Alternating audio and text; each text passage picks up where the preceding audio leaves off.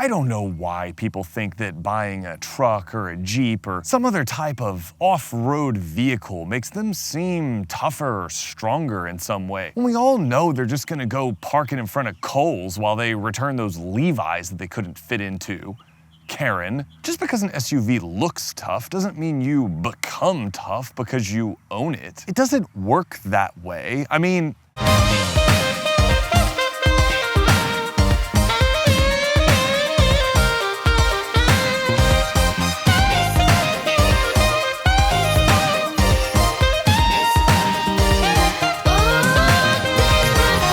what's up everyone, Jax here, and today I'm going to talk to you about why the Toyota 4Runner is the most perfect and amazing vehicle ever made.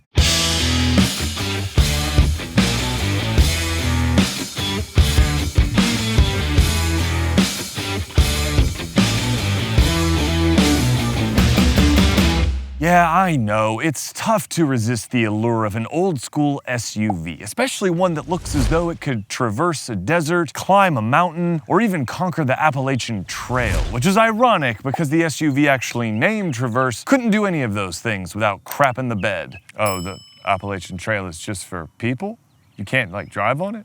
I don't know, I don't hike, or camp, or any of those things. But today, I have one of the few SUVs that actually can do all of those things. And it can do all of those things without breaking or needing a trip to the dealership to fix any one of these problems.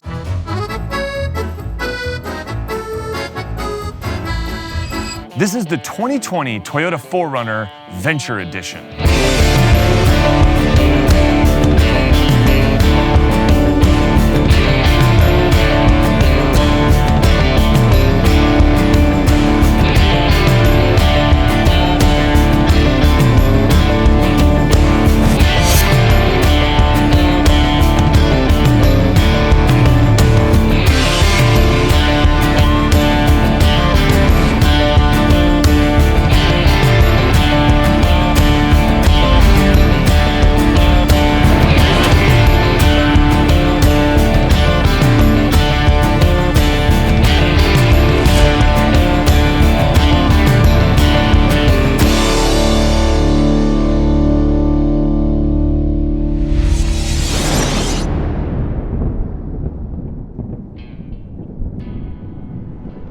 The 4Runner story starts earlier than most people realize, all the way back in 1981 with a model called the Toyota Trekker, which was essentially a conversion kit installed by Winnebago on Toyota's short box pickup truck. The 4Runner name didn't appear until the 1984 model year as a suffix to the Toyota Hilux, but it was essentially still a pickup truck conversion, which meant all 4Runners of that generation had only 2 doors. It wasn't until the second generation dropped in 1989 that the 4Runner really began to resemble the SUV you see here. In 1995, Toyota released the third generation of the 4Runner, which became one of the most iconic SUVs of the time period. Based heavily on the Tacoma, the third generation 4Runner elevated the vehicle's status as a capable and dependable off-road ready SUV, and is still the best looking generation by far. Mainly because the fourth generation that followed it looked like the inside of a horse's poop bag. You know, like those bags that horses that take carriages around cities and stuff wear on their rear ends to prevent their poo from falling out all over the street. It looked like that. I mean, sure, it was based on the Land Cruiser Prado of the time period, and it came with a lot of innovative and interesting off-road features, but no one seemed to care because sales of that model tanked in conjunction with the global recession, which might have had something to do with it, but I don't think the ugliness helped. And that brings us to the fifth generation, which has been on sale since 2009 with very few updates until this 2020 model year. But because it hasn't been updated since 2009, that means that this 4Runner is powered by a very ho-hum V6, making 270 horsepower and 278 pound-feet of torque. And those not that impressive horsepower and torque numbers are mated to a 5-speed automatic transmission. Yes, a 5-speed auto in 2020. I couldn't believe it either. I honestly did not actually know that until I got the press kit that came with this car. And then I was like, is there like a typo in this or something? Does it say 5-speed automatic? That would be like if Apple were still selling the iPhone 4 alongside of the iPhone 11 Max and charging the same amount of money for them, and people were buying them like in the hundreds of thousands. The towing capacity is an acceptable 5,000 pounds. And while buying a truck like this, gas mileage probably isn't your top concern, it's pretty awful. And I averaged around 17 miles per gallon, which is essentially the same as what my old Suburban gets in day-to-day driving. I would say the Suburban gets about 15 miles to the gallon, and this was in the 16 or 17 mile per gallon range. Not that you care, it is just worth noting. But much like pizza, the 4Runner is a lot better than its ingredients would suggest. Except Hawaiian pizza. That is gross and stupid. Fruit and ham? Why? The 4Runner is pretty big inside, and personally, I think that two-row sort of 5-passenger SUVs are making a comeback because in this SUV-crazed world, they make a lot of sense. They were always a good size. They always had sort of practicality, and it wasn't until the 2000s that all the automakers suddenly started trying to stuff a third row into every freaking SUV. It is worth noting that you can get a third row in the 4Runner, which is stupid. It's also worth noting that instead of being stupid, you should get the totally awesome sliding rear cargo deck because it's awesome. So don't be stupid and get the awesome thing instead. There is a ton of room in the 4Runner for both people and cargo. I can even nearly sit behind myself. And there is 46 cubic feet of cargo space behind the second row, which is pretty good. I mean, it's not like Honda Passport good, but then again, a Honda Passport couldn't do what this car can do. So if you're into that, get a Honda Passport. It's also an excellent vehicle. If you're into this, get a 4Runner. Interior build quality is pretty excellent, but it is a truck, so, you know, expect a fair amount of hard plastic. That's a little discouraging for $48,000 as tested, but to me, it is appropriate for the 4Runner's sort of mission statement. I say mission statement a lot, don't I? I need to stop. Comment down below if you want me to stop saying mission statement. What would I say instead? But that can be overlooked because the 4Runner has freaking ceiling controls for the 4-wheel drive system. Freaking ceiling controls. It's got crawl control and it's got the traction control settings on the freaking ceiling. Ceiling controls. Ceiling controls. Ceiling controls. Ceiling controls. That is worth a million cool points. I don't care what you say. I honestly don't. Ceiling controls. Are there downsides in here? Well, yeah, sure. Like I said, at $48,000 as tested, this Venture model that I have doesn't have automatic climate control. That seems really stupid. It also doesn't have a surround view camera. And while it does have Toyota's full suite of sort of safety systems, it doesn't have some things like a wireless charging pad. And what I assume to be the phone cubby right here is actually not big enough for modern smartphones, so they don't fit and they eat into the cup holder, which is dumb. But luxury is not really the Venture Edition's reason for existing in the first place. And if you're buying a 4Runner for luxury purposes, then you're probably also ordering a third row because you're stupid. When you think of this model as a step between the TRD Off-Road and the TRD Pro, which it basically is, it starts to make more sense. In fact, it starts to make a lot of sense. So behind the wheel of the 4Runner, you are very aware that you're driving a truck, especially one sitting on sort of off-road bias tires. The larger tires give it a little bit of a busy, kind of brittle ride. It's not harsh, it's just kind of brittle and choppy. However, the body control, the damping, the suspension is extremely well controlled considering what this SUV is capable of doing. I honestly don't have any problems with the way that the 4Runner rides, especially when it's set up in this sort of Venture configuration, which kind of slots between the TRD Off-Road and the TRD Pro. And to be honest with you, it really feels like the best of both worlds. I still have the 4-wheel drive, low-range transfer case, locking differentials and all that kind of stuff, but the car doesn't feel compromised in its sort of ride, its livability. It's very plush even in the way that it rides. Another thing that struck me right away is that the throttle and brake calibration, the sort of action of driving this truck, is a lot more pleasant than in the Tacoma. And the Tacoma's not bad, but the throttle tip-in is very good. Power is sort of middling. 270 horsepower in a large SUV like this is not a lot. You're not left wanting, but it's not exactly going to push you back in the seat. I would say that the 4Runner has enough power. Enough. Just enough. Enough is enough, I guess. But the throttle calibration is good, and I honestly think the brake pedal feel, it's a little spongy, but the action of the brake pedal, the sort of linear progression of the brake pedal is better in this than it is in a lot of Toyotas, to be honest with you. It's better in this than it was in the Land Cruiser even. Sometimes Toyotas have kind of touchy brakes. They can be a little grabby, especially as you approach a complete stop. And this car doesn't display any of that. It has a very nice linear pedal travel, and you come to a complete stop smoothly. I know that's a silly thing to point out, but I feel like it's a Toyota thing, and this one feels a lot better than some of the others that I've driven.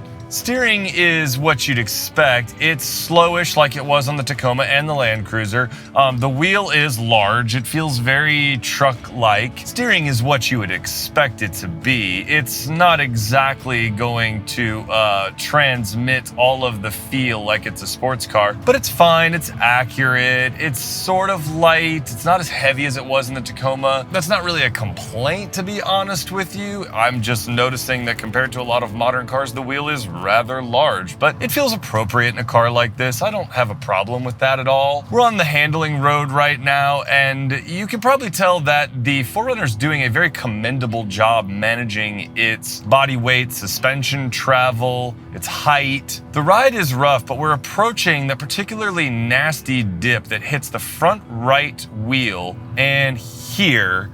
And the 4Runner did a really nice job of absorbing that impact. In fact, I would argue that with more sort of street bias tires, the 4Runner would have an excellent ride on the handling road. I mean, for a truck. But considering this car's capabilities, I'm perfectly fine with the way the 4Runner rides on that road. It rides better than some of the cars that I've had, and it feels more in control of itself, more sure-footed on that road. And to be honest with you, it really doesn't have any right to, considering this is an incredibly capable off-road vehicle. You might also be able to tell that ergonomically, this cabin is great for someone my size. You sit up high, I've got loads of headroom, everything is within easy reach. These seats are, I'm surprised by these seats.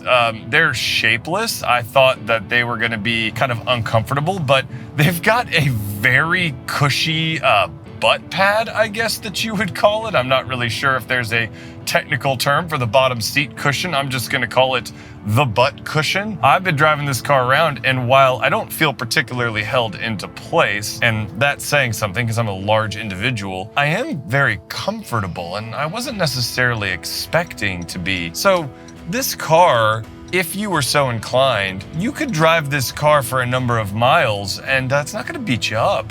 That's sort of a testament to the 4Runner's mission statement, I guess. You can take this car on an adventure, but you also won't mind driving it on the highway to the adventure, if that makes sense. Frankly, if I'm being honest, this car shocked me in terms of livability. Keep in mind, I just stepped out of the Mazda CX-9 last week, and that car has an absolutely phenomenal ride handling balance for the large SUV class.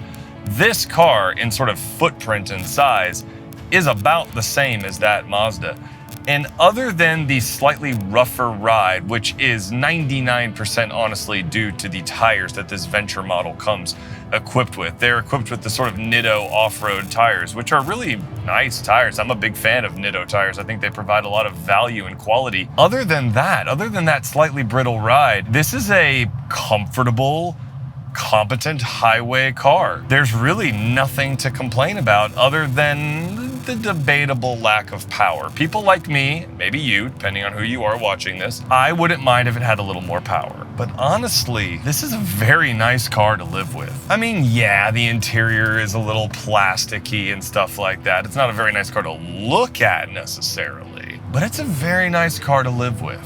And in case you haven't figured it out by now, I am really really starting to fall for this car. Truck. Sorry, I know the 4Runner has like a dedicated fan base. Truck, tough, off-road, amazing vehicle. There goes an old one.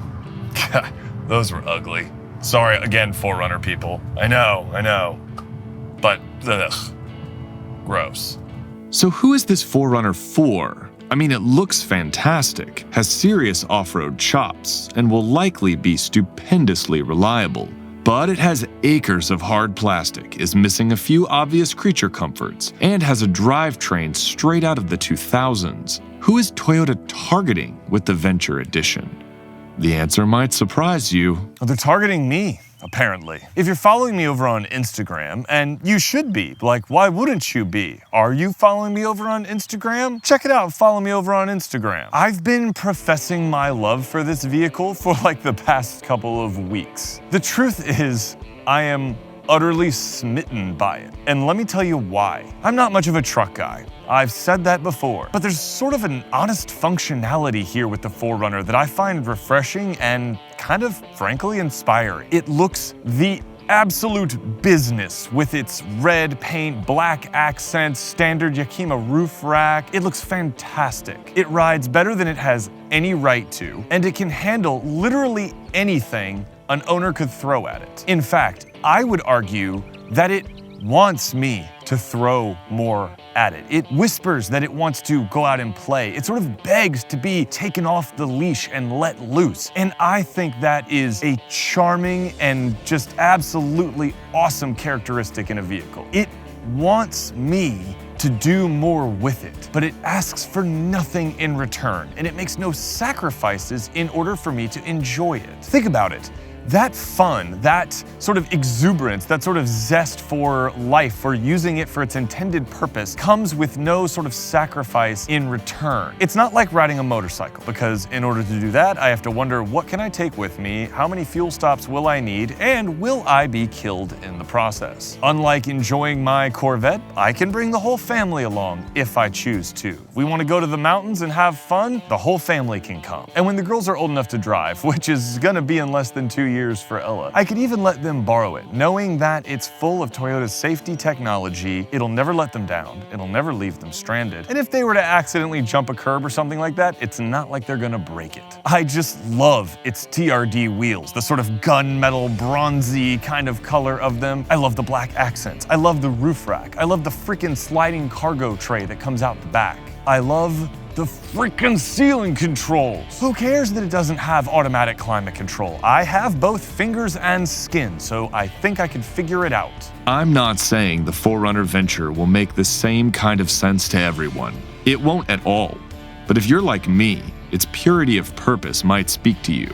You might find yourself wondering about the different ways in which you can enjoy your 4Runner. You might be inspired to go somewhere or do something you wouldn't have otherwise. You might even find yourself wondering how far from the everyday your 4Runner can carry you. At that point, it'll be less of a vehicle and more of a companion. And in my opinion, isn't that what being an enthusiast is all about?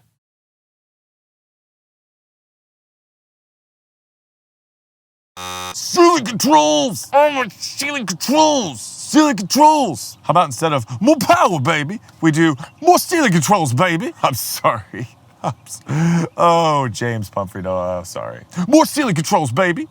It's the yippiest dog in the world over there, I swear. How do people own those things? Like, honestly, does that give you, like, happiness and joy to own a dog that yips and sounds like I don't even know what it sounds like. The sun just fully came out, now my back is roasting. Oh, thanks, Clouds. You looked all cool earlier. Oh well, just go with it, right? This is an extremely happy bird. I guess I'll just leave the car running for this shot because you can't stop dinging because the door is open. I'm aware the door is open. You know, if I was out adventuring and camping, I might leave the door open on purpose, 4Runner, so shut up. Let me just change my script here. Full of safety features, it will never... Did you have to honk your horn to lock your car?